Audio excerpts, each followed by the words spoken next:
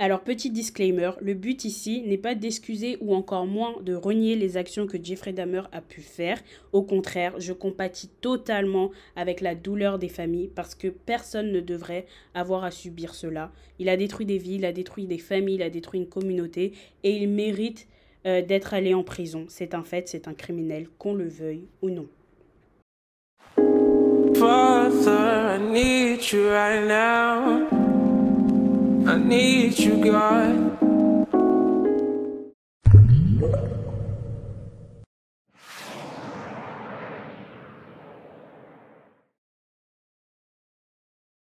Jeffrey Dahmer est né le 21 mai 1960 à Milwaukee, aux États-Unis. Il est le fils aîné de Lionel Herbert Dahmer et de Joyce Annette. Il a grandi dans un foyer rythmé par de nombreuses disputes entre ses parents et par une forte absence parentale à des moments importants de sa vie. On le qualifiait de solitaire depuis son enfance. Entre pédophilie, viol, démembrement, nécrophilie et cannibalisme, Jeffrey Dahmer aura su s'inscrire dans la liste des plus grands criminels du monde. Il sera assassiné le 28 novembre 1994 en prison. Ça doit faire genre 1 an que je dois faire cette vidéo, 1 an que j'avais envie, que j'avais à cœur de vraiment parler de cet homme-là. Du coup, let's go straight to it. Yeah. Actuellement, je suis à l'autre bout du monde, en Argentine, donc j'ai pas tout le confort nécessaire pour faire mes vidéos. Donc tout simplement, le but de cette vidéo, c'est qu'au travers de la vie de Dahmer, on puisse retirer des leçons qui pourront nous aider dans notre vie quotidienne et dans notre vie future. Personnellement, moi, j'ai retiré énormément de leçons de sa vie et j'aimerais tout simplement les partager avec vous. Il y en a qui vont me dire « What ? Comment tu retires des leçons d'un criminel, d'un meurtrier, d'un cannibaliste ?» Moi, je vous dis que oui, si vous vous posez, vous analysez, vous allez voir qu'en réalité, il y a énormément de choses à retirer. Du coup, l'une des premières leçons qui m'a marquée dans sa vie, c'est le rôle d'un parent dans la vie d'un enfant. Beaucoup diront que un enfant peut se faire tout seul, mais moi, je pense sincèrement qu'un enfant a besoin d'un cadre propre, d'un cadre stable, d'un cadre équilibré pour grandir en tant qu'individu. Et il prend énormément de ce qu'il enregistre dans son enfance. Je parle par expérience personnelle et tout simplement l'histoire de Jeffrey Dahmer est encore un exemple pur qui montre que le rôle d'un parent est capital dans l'éducation d'un enfant. On prend l'exemple des disputes qu'il y avait constamment entre les deux parents où Jeffrey Dahmer, petit, a dû assister à ce genre de disputes, à ce genre de conflits qu'un enfant n'est pas censé voir. Quand il grandit, il n'est pas censé se construire avec les disputes de ses parents constamment. Il a dû assister aux crises de sa mère, aux overdoses de sa mère. Et il a dû subir l'absence de ses parents en se construisant. Comment tu veux qu'un enfant se construise de manière équilibrée, de manière stable? Automatiquement, il va se renfermer. Automatiquement, il va chercher un autre moyen de combler sa solitude. Et c'est pour ça qu'on va dire qu'il va grandir en étant quelqu'un de solitaire. Et ce que j'ai apprécié, c'est que dans la vidéo, on montre quand même que son père s'est battu tout au long, jusqu'à la fin de la vie de Dahmer, pour quand même pallier le manque que son fils avait pu ressentir quand il était petit. Et j'ai apprécié que son père ait eu le recul de reconnaître qu'il avait fait des erreurs en tant que parent dans l'éducation de son enfant et qu'il y a des choses qu'il n'aurait pas dû faire avec son enfant, des choses qu'il n'aurait pas dû montrer parce que justement ça a pu avoir un impact dans la croissance et l'éducation de son fils. Moi, je suis pas encore parent, mais j'aspire à être mère un jour. Donc je disais, c'est super important en tant que parent de veiller à ce à quoi nous exposons nos enfants parce que ça a un impact. Ça a un impact qu'on le veuille ou non. Certains diront par exemple quand le papa jouait à disséquer les animaux avec son fils, certains diront que non, c'était juste un jeu anodin. Mais pour moi personnellement, ça a eu un impact dans la manière dont il a tourné son désir vers l'anatomie et tout ça. Donc pour moi, ça a eu un impact. Donc il faut faire attention à ce à quoi nous exposons nos enfants. Ne pas les exposer à nos disputes, ne pas les exposer à des choses qu'ils ne sont pas censés voir à un certain âge. Tout simplement, attendre et avec la sagesse de Dieu également pour tout simplement éduquer nos enfants de la meilleure manière possible. Je dis pas qu'on est parents, non, on apprend à le devenir. Et moi, en tout cas, cette histoire, ça m'a énormément appris dans mon rôle de future mère, de comment il y a certaines choses que je ne peux pas laisser mon enfant voir et il y a certaines choses que je refuse que mon enfant fasse parce que ça peut attiser certaines choses. Le deuxième point qui m'a énormément marqué, c'est l'aspect spirituel dans l'histoire de Jeffrey Dahmer. Beaucoup diront Bah non, parce que vous êtes peut-être pas croyant du coup, donc c'est normal, je peux totalement comprendre. Mais pour quelqu'un d'un point de vue croyant, quelqu'un qui est spirituel, il vous dira que oui, il y a un aspect énormément spirituel. Quand vous comprenez les réalités spirituelles qui existent, et je ne détaillerai pas parce que c'est pas le but de la vidéo, bah vous pouvez faire des liens, tout simplement. Il y a énormément de liens spirituels, énormément de liens qu'on peut voir dans l'histoire de Dahmer. À commencer par quand il est dans le ventre de sa mère, à commencer par les paroles. Trop de choses tellement puissantes et poignantes que je suis là en mode bah. En fait, tu vois le truc arriver. Tu vois le truc arriver dès son enfance en fait. Tu vois clairement le truc arriver. Et l'aspect spirituel est autant néfaste que positif parce que d'un côté, tu as le côté spirituel négatif, les activités avec son père qui ont eu un aspect forcément, qui ont créé quelque chose aussi dans son désir de s'intéresser à l'homme, au corps de l'homme, à l'anatomie de l'homme. Ce côté-là qu'il aimait disséquer, toucher les membres internes et tout. Ça, c'est venu parce qu'il a commencé avec son père aussi. Je ne pense pas que si son père l'avait initié à ce genre d'activité, il serait naturellement lui-même parti voir ça. Mais après, c'est ma propre opinion. Vous êtes libre de penser ce que vous voulez. Le fait que sa mère, déjà, quand elle est enceinte de lui, elle ait commencé à être addict aux drogues. Le fait que dans le passif du côté de sa mère, il y ait déjà des alcooliques. Tout ça, c'est des liens. Désolée, mais c'est des liens spirituels qui sont vraiment importants à noter et qu'on ne peut pas négliger. La semence du côté positif, c'est le côté spirituel qui a fait que du coup, ça ne m'étonne pas beaucoup qu'il soit revenu à Christ, tout simplement parce qu'il a grandi dans l'église. Quand il était petit, ses parents allaient à l'église, mais ils ont arrêté. Lui-même, il dit, je ne sais pas pourquoi mes parents ont arrêté d'aller à l'église. You feel that the absence, at least for a while, of a strong religious faith and belief, for some years, may have prevented you from instilling some of that in Jeff. That's right. Is that how you feel? Yes, I think I had a big part to do with it. Ils ont arrêté d'aller à l'église quand il avait l'âge de 6 ans. Et ensuite, il y a eu tout le côté des conflits et tout avec ses parents. Et en plus, il n'avait plus la nourriture spirituelle qui pouvait le faire grandir dans le droit chemin. Comme on le voit dans Genèse, quand Dieu dit que la lumière soit et la lumière fut. Dieu a parlé et la lumière a été. Donc tout simplement, lorsqu'on part dans la vie de quelqu'un, on sème quelque chose, on donne une semence qui peut soit détruire, soit créer la vie. Directement, le gars, il a commencé à faire des autels, à sacrifier. Pour moi, il y avait des histoires de sacrifice dans tout ça. Parce qu'il voulait créer un autel avec les corps des gens qui disséquaient pour donner ça à Satan. Tu vas me dire que c'est pas spirituel. Girl, boy, anyway. Mais j'ai bien aimé, voilà, comme je disais, sa grand-mère qui, elle, n'hésitait pas à parler de Christ, qui n'hésitait pas à l'inviter à l'église, qui n'hésitait pas à lui dire que même si tout le monde ne t'aime pas, sache que Jésus est là pour toi. Donc c'est des paroles peut-être qu'au temps où sa grand-mère lui disait ça, il n'écoutait pas et il s'en foutait. Mais ça a été simple de revenir à Christ parce que ça n'a pas été simple, mais ça a été plus facile parce qu'il avait déjà ses semences en lui des années en arrière. Moi, je suis le résultat de semences. Voilà pourquoi aujourd'hui je suis en Christ. C'est parce que des années en arrière, des gens ont semé dans ma vie des paroles et aujourd'hui, ça fait que je suis en Christ. Donc, les paroles sont des semences super importantes. Donc, l'aspect spirituel n'est pas du tout à négliger dans son histoire. Le troisième point dont j'aimerais parler, c'est la sincérité de sa conversion. J'entends beaucoup de personnes, même dans le milieu chrétien, qui doutent, qui disent non, c'est pas possible. Comme par hasard, le gars il est en prison, maintenant le gars il sait que c'est fini pour lui. Là, comme par hasard, il veut être sauvé à la dernière minute, mais ça se passe pas comme ça. Il y a beaucoup de personnes qui pensent comme ça et je comprends totalement le ressenti. Parce qu'en effet, ça peut être totalement faux, sa conversion. Mais moi, pourquoi je suis convaincue que sa conversion est vraie? Tout simplement déjà parce que c'est pas comme s'il n'est pas né avec la nourriture spirituelle de Christ. Il a grandi dans une famille chrétienne. On part du principe que le hasard n'existe pas avec Dieu.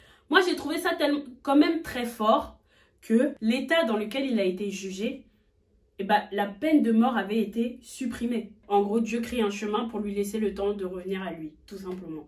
Donc pour moi, c'était fort et c'était impossible que ça soit du hasard. La deuxième raison pour laquelle je crois que sa conversion est sincère, c'est parce que il aurait pu mourir avant d'avoir le temps de revenir à Christ. Mais non, Dieu a permis qu'il puisse se convertir, Dieu a permis qu'il puisse revenir à lui, Dieu a permis qu'il puisse être sauvé, qu'il puisse être baptisé avant que 9 mois plus tard, il soit assassiné. Donc, tell me it is not God. Tell me it is not God. Pour moi, ma troisième raison, c'est tout simplement ces mots, ces paroles. C'est un bébé spirituel, faut le noter. Donc, il n'a pas toute la science infuse, toute la maturité spirituelle nécessaire. Mais il parle comme quelqu'un qui a vraiment rencontré Christ. And started reading books about how that show how evolution is just a complete lie. There's no basis in science to uphold it, and I've since come to believe that that the Lord Jesus Christ is the true creator of the heavens and the earth. It just didn't just happen, and I have accepted Him as my Lord and Savior, and I believe that I, as well as everyone else, will be accountable to Him. I mean, if a person doesn't think that there is a God to be accountable to, then what's the point of trying to modify your behavior to keep it within acceptable ranges? That's how I thought anyway. And I've since come to believe that the Lord Jesus Christ is truly God, the Father, the Son, and the Holy Spirit. They're the only true God. Que oui, il faut savoir qu'avant de se baptiser, il avait un suivi spirituel avec son pasteur. Il avait 1 heure de méditation chaque semaine. Donc, à un moment donné, il y a quand même une nourriture qui lui est transmise. C'est pas je te baptise et tu fais ta vie. Non, il avait un suivi spirituel. Et ça, c'est important de le notifier. Au-delà de ça, c'est ces mots, en fait. Quand il demandait Is heaven for me? Est-ce que le paradis, c'est pour moi? Parce que les gens disaient que non, ce gars ne mérite pas d'être au paradis. Ce gars ne mérite pas, vu tout ce qu'il a fait. Et il a osé croire, c'est ce que le pasteur Roy Radcliffe dit, il a osé croire que oui, Dieu l'avait pardonné et qu'il avait aussi sa place au paradis. Et pour moi, that's enough. Il a manifesté des remords et moi je trouve qu'il a quand même une attitude totalement différente des serial killers. C'est-à-dire que cet homme, moi je suis convaincue que cet homme, s'il n'avait pas manifesté le désir de partir, il ne les aurait pas tués. Voilà pourquoi il mangeait ses victimes, pour toujours avoir ce côté de « ils sont avec moi ». Il voulait de la compagnie, il voulait se sentir aimé, se sentir désiré, se sentir avec quelqu'un. Il y a des serial killers qui ont le désir de tuer naturellement. Pour moi, il n'allait pas dans le but, quand il chassait une victime, moi je vais te tuer. Si tu restes avec moi toute la vie et tu ne pars pas, bah je te tuerai pas en fait. Il garde les squelettes, il garde tout ça, c'était parce que il sentait une présence, encore une fois un aspect spirituel. Mais bref, et la preuve est que il aurait pu très bien ne pas plaider coupable, il aurait pu très bien ne pas dire tous les détails qu'il a dit lorsqu'il a fallu confesser, il aurait pu se taire. Mais au contraire, les policiers même reconnaissent que c'est grâce à lui qu'ils ont pu identifier des victimes. C'est grâce à lui qu'ils ont pu résoudre certains meurtres, la manière dont il a tué. Quelqu'un qui ne veut pas coopérer avec la police ne dit rien. Lui, c'était en mode, tant qu'on m'a pas attrapé, bah on m'a pas attrapé. Mais si on m'attrape, bah je mérite en fait. Alors moi, le 4e aspect qui est l'un des plus forts, c'est la grâce. Je ne veux pas faire d'enseignement. Si vous voulez un enseignement sur la grâce, il y a plein de prédications sur Internet. Libre à vous quoi. Le fait est que l'histoire de Jeffrey Dahmer nous prouve que la grâce est une folie pour les hommes. N'importe quel homme juste, dans sa tête, avec la mentalité « je suis juste », va se dire que Jeffrey Dahmer ne mérite pas d'aller au ciel. Mais nous, maintenant je vous dis, on monte le level à Dieu. Nous sommes qui pour dire « il ne mérite pas ». Dites-moi, nous sommes qui? Personnellement, j'ai péché. Tu as péché. Nous avons tous péché. Nous sommes tous privés de la gloire de Dieu. Maintenant, Dieu nous a donné accès à lui par la croix. Alors nous, on est qui pour dire que cet homme-là, lui, il n'a pas accès, mais moi, j'ai le droit, moi, j'ai accès? Non. La grâce, vous l'appropriez comme vous la voulez. Quand ça vous arrange, bah, la grâce de Dieu. Et quand ça vous arrange pas, bah, pas la grâce de Dieu. Sauf que la grâce de Dieu, elle est la même pour tout le monde. Ceux qui sont pas criminels ou quoi, ceux qui ont fait des péchés, genre, fornication, oui, il nous dépasse de très loin. On va pas mytho, on va pas mentir, c'est une réalité. Il a tué des gens, il a détruit des familles, il a détruit une communauté. C'est une réalité, humainement parlant, il nous dépasse. Il dépasse même l'apôtre Paul. Et pourtant, on sait que l'apôtre Paul aussi, c'était un criminel. Mais maintenant, devant Dieu, on est tous pareils. Devant Dieu, on a tous besoin de la grâce, en fait. Donc, pourquoi autant de haine, alors qu'on est censé être des enfants de Dieu et comprendre, saisir que la grâce, tout le monde en a besoin. Et moi, sa vie me montre que vraiment, la grâce est une folie pour l'homme. Et que tant qu'on marche avec nos émotions, tant qu'on marche avec notre propre mentalité, bah, on n'arrivera pas à saisir que la grâce, c'est pour tout le monde. Elle est disponible pour celui qui la veut. Jeffrey Dahmer avait besoin de la grâce de Dieu. Il l'a eu. Donc, pour vous illustrer même le principe de ce que je suis en train de dire, il y a beaucoup de gens qui se nomment justiciers. Genre, moi, je suis pour la justice. Moi, j'aime pas l'injustice. Je déteste quand il y a l'injustice. Mais encore vous, et soyez honnête avec vous-même, soyons honnêtes avec nous-mêmes, quand il y a une injustice aux yeux de Dieu, pour vous c'est quand même juste. Je vais prendre un exemple. Ça c'est la phrase qu'on entend tout le temps. Comment un Dieu d'amour peut laisser des gens mourir et aller en enfer? On entend beaucoup ce discours. Mais ces mêmes personnes vont dire, comment un Dieu peut laisser Jeffrey Dahmer aller au paradis? Et maintenant, expliquez-moi où est la justice dans ça. Votre justice est biaisée selon vos opinions, selon votre perception des choses. Votre justice est tout simplement émotionnelle et elle n'est pas basée sur la vérité. Et pour moi, la vérité, c'est la parole de Dieu. Dieu est le seul juste juge, comme nous le dit sa parole. Dans le cas de Jeffrey Dahmer, la justice de l'homme dit que il a commis tel acte, il mérite telle sanction. Dieu est totalement en accord avec cette justice parce qu'il le mérite, c'est un fait. Mais maintenant, là, la justice de l'homme s'arrête. Mais la justice de Dieu, elle va plus loin parce que Dieu le justifie en prison. Dieu lui permet de le rencontrer. Mais beaucoup vont dire que non, il peut pas. Mais Dieu permet que même dans la prison où il l'a signé à perpète, Dieu le rencontre. Le plus important, c'est son âme. Et son âme a été sauvée. Pourquoi vous êtes contre? Ça montre que Dieu accorde une seconde chance à n'importe qui. Si Dieu a accordé à Dahmer l'occasion de se repentir, de revenir à lui, pourquoi il ne te l'accorderait pas à toi? Et je trouve que l'histoire de Dahmer est un exemple fort pour illustrer ça. Et encore une fois, pour appuyer le propos que je suis en train de dire, quand Christopher Scarver a tué Jeffrey Dahmer en prison, tout le monde était heureux, carrément éloge. Ouais, t'as fait la justice, c'est bien, il méritait de mourir. Tout le monde a acclamé un meurtrier. Pourquoi? Parce que c'est le meurtrier de Jeffrey Dahmer. Mais si on fait une pause, vous savez que Christopher Scarver, déjà, en premier lieu, s'il est en prison, c'est parce que lui aussi, il a commis des crimes. Lui, il a tué son ancien patron et le manager de son patron. Et en plus de ça, il a volé l'argent pour aller donner ça à son ex-copine qui était enceinte. Et vous allez me dire que ça, les gens qui sont morts là, c'est pas les enfants de quelqu'un aussi? Si? Mais pourquoi personne ne dit rien? Mais comme c'est lui qui a tué Jeffrey Dahmer, alléluia, gloire à Dieu, justice a été faite. Il nous a enlevé ce meurtrier. Mais Christopher Scarver aussi est un meurtrier. Mais moi, ce qui me tue dans cette histoire, c'est que Christopher Scarver se lève en mode « Je suis le justicier, je fais la justice. Moi, je vaux mieux que Jeffrey Dahmer. Moi, au moins, j'ai pas fait ça. » Mais toi aussi, t'as tué. Toi aussi, t'as enlevé la vie de gens qui ne méritaient pas, qui n'ont pas demandé à être tués. Mais du coup, t'es au même stade que Jeffrey Dahmer. Et ce qui me tue, c'est que les gens l'ont applaudi. Les gens l'ont acclamé. Donc, vous acclamez le meurtre. Vous acclamez un meurtrier. C'est pour ça que je dis que l'hypocrisie de l'homme est vraiment énorme. Parce que votre justice, c'est quand ça vous va. C'est quand vous voulez. Et moi, je suis pas d'accord. Autant Jeffrey Dahmer a besoin de la grâce, autant Christopher Scarver a besoin de la grâce. Et malheureusement, je trouve ça triste qu'il n'ait pas compris, lui qui se revendique chrétien, qu'il n'ait pas compris que Dieu peut changer aussi Jeffrey Dahmer. Si Dieu t'a changé, toi, Christopher Scarver, qui avait tué des hommes, si Dieu a permis que tu puisses le connaître, pourquoi tu n'accordes pas cette même grâce que Dieu t'a fait à Jeffrey Dahmer? Et en plus, tu te lèves, c'est Dieu qui m'a demandé de le tuer. Ça encore, les émotions. Il a agi par émotion parce qu'il a vu un meurtre que lui-même, il ne peut pas comprendre. Toi-même, meurtrier, toi, tu ne peux pas comprendre que l'autre, il a tué. Tu dis, c'est Dieu. Quand tu mets Dieu dedans, je me calme.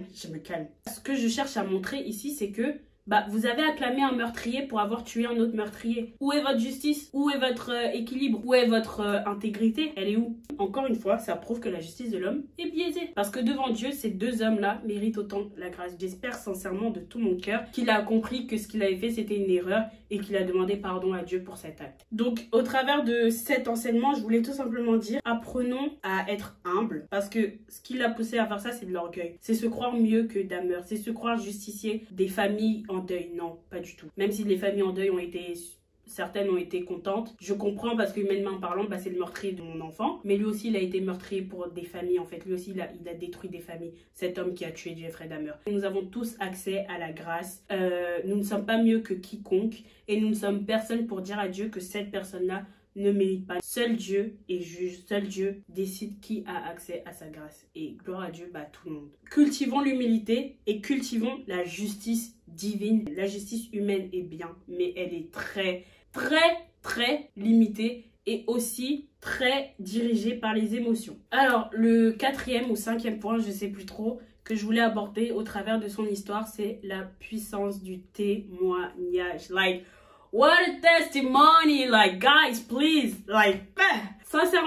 sincèrement, cette histoire, je vous promets que quand j'ai des baisses de foi ou quand je me sens trop sale pour revenir à Dieu, je me rappelle de l'histoire de Jeffrey Dahmer et automatiquement, je me dis que mon Dieu qui a fait ça avec Jeffrey Dahmer, purée, alors I can go, je peux aller voir Dieu en toute sincérité et liberté parce que il accorde la grâce à n'importe qui et c'est un témoignage en fait, vraiment, je n'imagine pas combien de vies et combien de vies ont été restaurées, ont été transformées au travers de sa vie. J'imagine pas des personnes qui ont commis des crimes, peut-être qui ont fait des choses atroces et qui voulaient s'approcher de Dieu, mais qui n'osaient pas parce que se sentaient trop sales.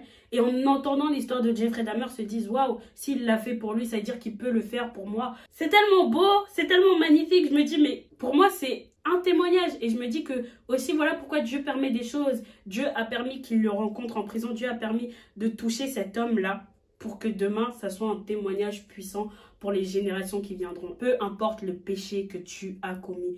Genre, il n'y a pas un péché qui est trop grand ou trop sale pour l'amour de Dieu. Vous vous rendez compte, hein, on ajoute viol, cannibalisme, nécrophilie, meurtre, tout ça là. Et tout ça là, Dieu a pardonné en fait. Son histoire montre que Dieu confond la sagesse humaine. Dieu confond nos mentalités humaines. Il a transformé une chose folle pour sa gloire. Dieu n'a pas de limite à pardonner. Vous savez comment l'apôtre Paul, c'était un criminel. Et je rajoute même raciste. Un vrai raciste des chrétiens. Il quittait sa province pour aller attraper les chrétiens, les tuer, les martyriser, tout ce que vous voulez. Jésus l'a trouvé. Et c'est cet homme qui nous a expliqué la grâce. Qui nous a fait comprendre c'est quoi la grâce. Parce que lui-même avait expérimenté la grâce de Dieu. Il n'y a pas de limite à l'amour de Dieu. Donc peu importe ce que tu as fait, j'insiste, regarde à Jeffrey Dahmer, regarde à l'apôtre Paul, regarde à des gens de ton entourage peut-être qui sont en Christ. Regarde, si eux, ils ont eu accès à la grâce, pourquoi toi tu te prives? Elle est disponible mon gars, elle est disponible ma go. Donc ne te prive pas, ne te prive pas, ne te prive pas et vas-y. Et mon dernier point que j'aimerais aborder, un point qui va faire mal, qui va choquer, qui va...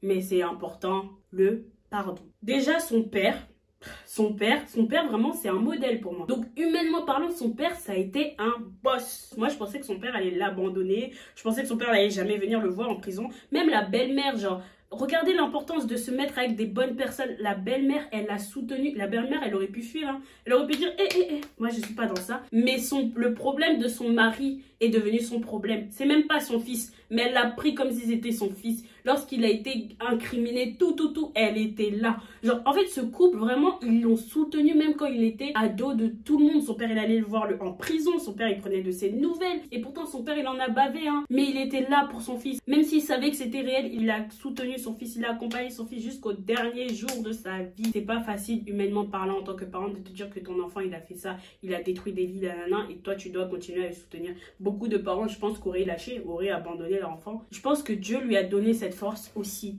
de pouvoir faire cela et de pardonner son enfant. Dans cette lignée de pardon, je passe particulièrement aux familles des victimes. C'est dur, c'est vrai. Ça peut même paraître impossible, c'est vrai. Mais je ne pense pas que le fait d'emprisonner une personne ou que la personne soit en prison va enlever la douleur que cette personne a causée, va enlever la peine, va enlever la destruction que cette personne a causée dans notre vie en tant que victime. Non. Une sanction n'enlèvera jamais ça. Qu'il soit emprisonné, certes, ça va l'empêcher de faire plus de mal. Donc ça, c'est vrai, il mérite encore une fois. Mais je pense que pour ne plus avoir cette douleur écrasante qui nous empêche de sourire à la vie, qui nous empêche de nous battre, de continuer à avancer, il faut faire le travail de pardonner. Et ça peut sembler fou de dire ça, mais en réalité, le pardon n'est pas d'abord pour l'autre, le pardon est pour nous. Comme mon pasteur aime bien le dire, le pardon est une puissance qui libère.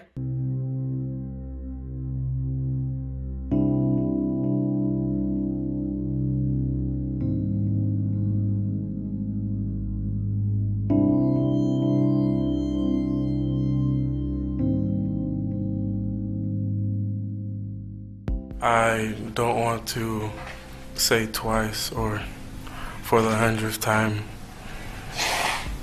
what you've or how much you've taken from us. If you truly are sorry, I know I can speak for myself. I forgive you, and I know if you go to God and ask Him, He will forgive you. And I don't think anyone could say it. Again, I'm speaking for myself, not even bad for my family. But I love you just like anyone else. I don't even want you to go to jail. I want the best for you.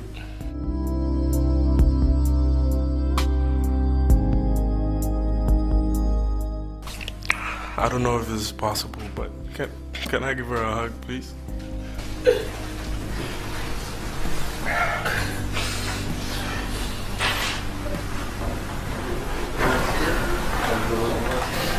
Et réellement, pour l'avoir expérimenté, ça libère. Humainement parlant, je n'arriverai pas à pardonner. Clairement, je n'arriverai pas à pardonner. Dans l'esprit, c'est possible. C'est pour ça que je dis que le pardon, c'est divin et c'est pas humain. Mais ça, libre à chacun de le voir. C'est le pardon qui va enlever la douleur, c'est le pardon qui va enlever l'amertume. Et c'est le pardon qui aurait pu permettre à ces personnes, quand elles ont entendu la mort de Jeffrey Dahmer, de ne pas être, entre guillemets, content que l'enfant de quelqu'un soit mort. Moi, quand j'ai vu comment il est mort, après c'est encore une série. En tout cas, la manière dont ils l'ont présenté, ça m'a fait beaucoup de mal. Et je sais qu'il est mort vraiment avec un haltère et tout, donc salement. Vraiment, j'ai pleuré et je m'en cache pas. Vous pourrez dire, mais comment elle peut pleurer pour un criminel, hein? Bah vous avez bien rigolé, vous étiez bien fiers quand vous avez appris qu'il est mort, alors que c'est un criminel aussi qui l'a tué. Donc voilà, chacun est libre de penser comme il veut. Mais moi, ça m'a fait vraiment de la peine. Qu'il soit mort comme ça. Tant que vous avez le temps de le faire, faites le travail du pardon. Et que ça soit pour Jeffrey Dahmer ou pour n'importe qui vous a blessé dans votre vie, sachez que ça se trouve, cette personne-là, elle continue sa vie en fait. Elle avance dans sa vie, elle fait ses projets et vous êtes constamment dans l'amertume, la haine, à le critiquer, à le regarder, à regarder ses faits et gestes parce que oui, vous voyez qu'elle avance et vous êtes encore dans cette prison interne où vous n'arrivez pas à avancer parce que cette personne, elle vous a fait du mal, parce que cette personne, elle vous a brisé. Et pourquoi vous n'arrivez pas à avancer? C'est pas à cause de cette personne, c'est parce que vous n'avez pas fait le travail de pardonner cette personne. Et le pardon, encore une fois, je le répète, c'est pas pour lui, parce que lui, si c'est quelqu'un qui s'en fout, ben que vous le pardonnez ou que vous le pardonnez pas, il s'en fout. Mais le pardon, c'est vous, parce que c'est pour vous, parce que ça va vous bloquer. Si vous n'arrivez pas à pardonner, ben ça va vous bloquer dans votre vie. Pardonnez, afin que vous puissiez continuer à écrire la belle histoire qui est la vôtre. Pour conclure, nous sommes enfin arrivés à la fin de cette vidéo. Encore une fois, le but n'était pas de rendre hommage à la personne de Jeffrey Dahmer, de faire l'éloge des meurtres qu'il a commis. Pas du tout, loin de là. Je le répète et je le répéterai encore, il a commis des actes atroces, il méritait totalement la prison. S'il avait même eu 10 ans, j'allais dire, mais lui, il mérite la perpétuité, clairement. Mais je tenais quand même à parler de lui. Et j'ai énormément appris de son histoire. Dieu a permis que son histoire soit mondialement connue. Et bizarrement, il n'y a pas beaucoup de gens qui parlent du fait qu'il a fini par donner sa vie à Christ. Hein, comme si ça vous dérangeait, quoi. Quand j'oublie l'amour de Dieu ou quand je réfléchis dans la logique humaine, son histoire me rappelle que Bélia aime comme Dieu aime. Et l'amour des hommes n'est pas l'amour de Dieu. Donc je m'efforce au quotidien de manifester l'amour de Dieu et pas l'amour humain qui aime selon les émotions, selon les conditions. Si tu me fais ça, bah je t'aime plus. Alors que l'amour de Dieu est inconditionnel. Je serai critiquée, je serai jugée par mes choix parce que des fois je ne vais pas forcément en accord avec la foule qui est l'opinion publique. Je ne suis pas forcément la foule parce que oui, en effet, Dieu est dans la minorité. Les voix de Dieu ne sont pas les voix des hommes. Et l'amour de Dieu me demande d'aimer mon prochain comme moi-même. Mon prochain peut être un criminel comme quelqu'un de pas criminel. Aime ton prochain comme toi-même. C'est ce que Dieu demande. Et c'est ce que, je ne dis pas que je suis arrivée, je tends à m'améliorer et c'est ce que j'essaye de faire. Et au travers de l'histoire de Jeffrey Dahmer, c'est encore une manière pour Dieu de me montrer que oui, mon amour va au-delà des barrières des hommes. Je finirai tout simplement avec cette phrase. Aimons-nous tout à chacun comme Dieu nous aime. C'est pas facile, surtout quand les personnes en face de nous nous font du mal ou blessent des gens que nous aimons. Mais c'est possible par lui et pour lui, par sa grâce. J'espère que cette vidéo vous aura édifié, c'est le but. Vous aura peut-être fait changer d'avis sur la manière de voir cette histoire. Est-ce que je dois la voir comme le monde la voit? Est-ce que je dois la voir comme mes amis la voient? Est-ce que je dois la voir tout simplement comme l'opinion publique la voit? Ou est-ce que je dois me poser et regarder ce que dit la parole par rapport à cette histoire? Je ne dis pas que j'ai la science infuse, mais une chose est sûre, et ça je mets ma main à couper tout ce que vous voulez. Je sais que Dieu aimait Jeffrey Dahmer comme Dieu m'aime, comme Dieu aime n'importe qui. Et c'est le message que Christ est venu présenter à la croix, de nous aimer parce qu'il nous a aimés le premier. Donc j'espère que cette nouvelle série vous aura plu.